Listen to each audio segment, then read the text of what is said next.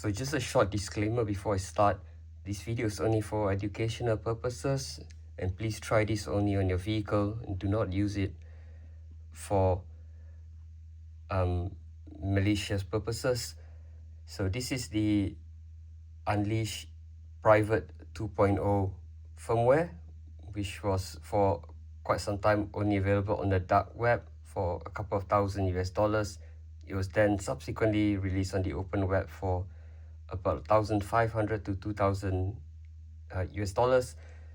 And the main attraction, the main feature of this firmware is its ability to intercept car key fobs that use rolling code, and it only needs to intercept one button before it's able to replicate all the other functions, all the other buttons going forward. So it's not just a one-off. So I'll demonstrate it right now so it becomes a lot clearer to you. So what we need to do is we're going to sub gigahertz. And before I start, I just want to show you, if you move all the way to the bottom, you see this new option called protocol status. And if you go into it, it says available 65 of 65 protocols.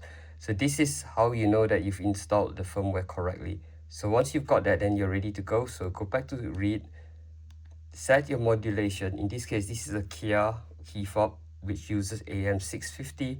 I've tried it with FM, it doesn't work, so just trust me on this. So it says scanning, fixed scan, and watch what happens. All I'm doing here is I'm pressing the lock button. Pressing the lock button. You can see the LED flashing because it's transmitted the signal. All I did was press it once and it's captured it here. So Kia slash Hyundai, they both use the same protocol. So I'm going to go into it. I'm going to press right to save, and it's going to save it under the name Sneaky Maslina. Right, now that we've saved it, here's where the magic happens. So you come back to saved and look for the directory called Kia. So it creates a new directory with the make of the vehicle that is just picked up from the key signal. Go into there and you see all the saved sub-gigahertz files. So the very last one is Sneaky Maslina. And here's where the magic happens. If you come into emulate, here you can see send for button 1 close. That's the button that I recorded here. But watch what happens if I press up. It does open. And if you notice, each time I press up, it transmits the open code. But not only that, if you look at the key, each time I press up, it sends a different key. That's because it's rolling code. So it knows what code to send every subsequent time.